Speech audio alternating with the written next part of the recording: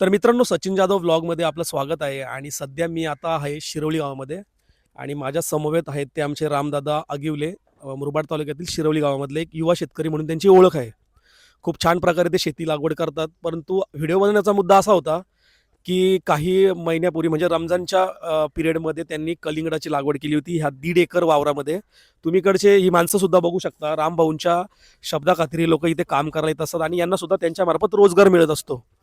सांगायचा मुद्दा एवढा होता, की रमजानमध्ये त्यांनी 1.5 एकरच्या वावरामध्ये कलिंगडाची लागवड लागवड केली होती आणि काही त्यांच्या छोट्याशा चुकांमुळे कलिंगडामधून त्यांना खूप मोठा नुकसान झाला. पण त्या नुकसानामध्ये त्यांना खचून न जाता त्यांनी ह्याच वावरामध्ये, त्याच शेतामध्ये त्यांनी इथं काकडीची लागवड केली आणि त्या काकडीच्या लागवडीमध्ये त्यांना खूप छान असा नफा झाला. आता संपूर्ण घटनाक्रम त्यांच्याकडनं जाणून घ्यावा. जे काही गोष्टी असतील ते आपल्याला सांगतील. इकडे त्यांचे वर्कर सुद्धा बघू शकतात आणि काकडी पण ह्या साईडला इकडे ठेवलेली आहे आणि आपण वावरामधली पण काकडी तुम्हाला दाखवू. तर रामभाऊ काय बोलणार, सगळ्या संपूर्ण घटनाक्रम सांगा, तुमची ओळख सांगा, तुम्ही कुठे काम करता आणि शेतीची आवड तुम्हाला, सगळ्या गोष्टी तुम्ही सांगा एकदा आपल्या ऑडियन्सला. नमस्कार.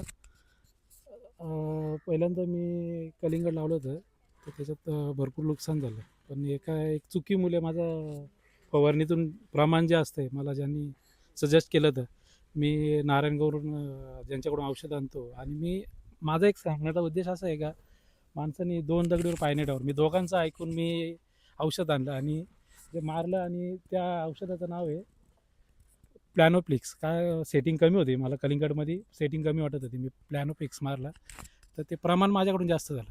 तर प्रमाण जास्त झाल्यामुळं पूर्ण झाडं अशी सुकत गेली. सुकत गेल्यानंतर जे साईज होती त्याच साईजला राहिली. याच्या आधी मी नेक्स्ट गेल्या वर्षी मी आमच्या वावरात कलिंगड लावली होती. मस्त कलिंगड झालं होतं. यावर्षी माझं साधारण 1.5 लाख रुपये नुकसान झालं. मी कलिंगड काढलं आणि त्याच लगेच ट्रॅक्टर लावलं, साफ केलं आणि लगेच दुसऱ्या 8 दिवसानंतर मी लागवड केली काकडीची त्याच जागेत. आज चांगल्या प्रकारे उत्पन्न झालं. तर तुम्ही इकडे बघू शकता. आपण चालत चालत दादांसोबत बोलू, म्हणजे आपण हा व्हिडिओ सगळ्या गोष्टी तुम्हाला क्लिअर. दादा, आपण इकडे जरा जाऊया. हा वावर तुम्ही एकदा बघा. या सगळ्या गोष्टी म्हणजे दादांना सांगायचा मुद्दा एवढाच होता, की शेतकऱ्यांना त्यांचा एक मेसेज देतात ते, की जर तुमच्या एखाद्या उत्पादन जर तुम्ही करत असेल आणि जर त्याच्यामध्ये जर तुम्हाला नुकसान होत असेल तर खचून नका जाऊ. काहीतरी नवीन तुम्ही त्याच्यामध्ये उत्पादन घेऊ शकता. आणि त्याचं जिवंत उदाहरण म्हणजे तुम्ही इथल्या ह्या काकड्या पण बघू शकता. 1.5 एकरच्या वावरामध्ये त्यांनी काकडीचा इथं उत्पादन घेतलं आणि जास्तीत जास्त त्यांना नफा भेटला. आणि किती नफा भेटला, काय भेटला, ते दादा सांगतील आपल्याला. तोपर्यंत आपण या वावरामध्ये जाऊया. वर्कर लोक पण आहेत तिकडे. तिकडे काकड्या पण तुम्हाला दाखवतो. आणि एक युवा शेतकरी म्हणून त्यांची खूप चांगली ओळख आहे आपल्या शिरोळी गावामधले ते आहेत. दादा, काय सांगाल अजून तुम्ही तुमच्या काकडीच्या याच्यामध्ये किती किती तुम्हाला नफा झाला याच्यामध्ये? साधारण आता माझे 6-7 तोडे झालेत. तर साधारण 3.5-4 लाख रुपये झालेत. अजून 1-1.5 लाख रुपये होतीलच. 4-5 तोडे होतील. यावेळेस बाजार पण चांगले आहे. याच सीझनला मी गेल्या वर्षी काकडी लावली होती. याच तारखेला 1 तारखेला काकडी चालू झाली होती आणि मे महिन्यात 6 तारखेला पाऊस चालू होता. तरी माझे 4-5 तोडे 4-5 लाख झाले ते. पण पावसाअभावी जास्त नुकसान झालं गेल्या वर्षी. यावर्षी पाऊस काय मे महिन्यात आला नाही.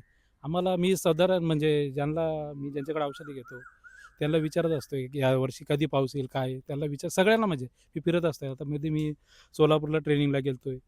त्याच्यासाठी पण मी तिथं विचारलं का ह्यावेळेस पाऊस कधी येईल, काय येईल. मग त्या हिशोबात मी काकडी लावली. मे महिन्यात माझी काकडी चालू झाली. आता तर 7 तोडे झालेत. 3.5-4 लाख झालेत. अजून होतील समजा. आणि शेतकऱ्यांना तुम्ही कसा सल्ला द्याल, की तुम्ही जर एखादं उत्पादन घेत असाल आणि जर त्याच्यामध्ये जर तुम्हाला नुकसान झालं तर तुम्ही खचून नाही जायला पाहिजे, तर काय सल्ला द्याल?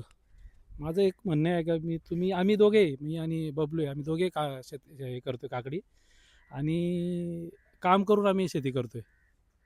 मी उल्हासनगरला जॉब करतो बोर्ड सिक्युरिटीत.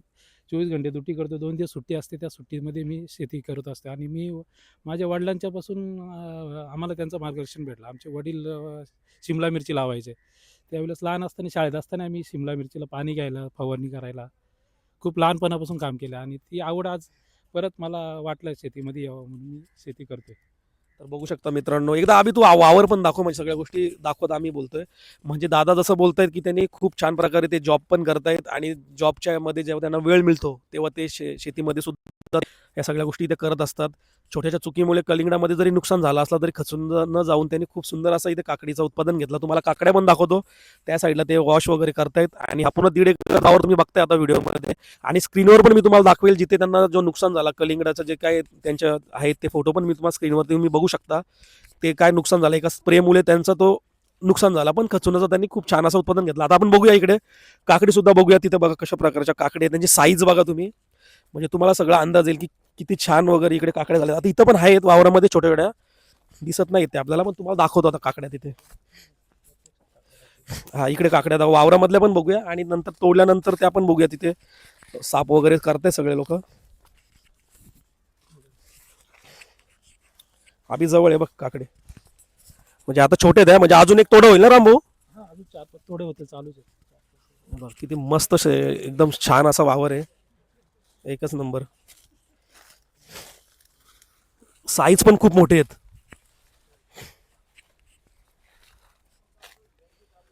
ठीक आहे ठीक आहे.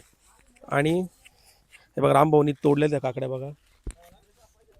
बघ ही तोडा म्हणजे आता बाकी आहे, अजून छोटे आहेत, पण तुम्हाला मोठ्या साईजच्या काकड्या काकड्या दाखवतोय.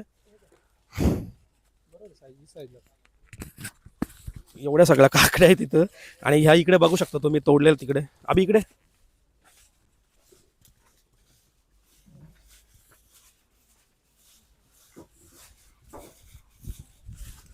तर एक उत्तम शेतकरी कसा असतो याचं जिवंत उदाहरण बघू शकता. काकड्यांची साईज बघा. कलिंगडामध्ये जरी नुकसान झालं तरी पण खचून न जाऊन रामभाऊनी खूप सुंदर अशी इथं शेती केली आणि या सगळ्या काकड्या तुम्हाला बघायला भेटतात. तर जास्तीत जास्त हा व्हिडिओ शेअर व्हायला पाहिजे, जेणेकरून शेतकरी लोकांना आपल्या ह्या व्हिडिओमार्फत मदत होईल की कशा प्रकारे शेती करायची असते. त्यांनी जसं सांगितलं, एक प्रॉपर ट्रेनिंग सुद्धा त्यांनी घेतलेली आहे शेतीबद्दल, काम सुद्धा करतायत आणि शेतीमध्ये पण त्यांना आवड असल्यामुळे त्यांनी खूप सुंदर अशी शेती इकडे केलेली आहे. आणि इकडे पॅकिंग सुद्धा बघू शकता, खूप सुंदर असं सगळं शेती इथे आपल्याला बघायला मिळते. जास्तीत जास्त हा व्हिडिओ शेअर करा, चॅनलवर नवीन असतील तर सबस्क्राईब करा.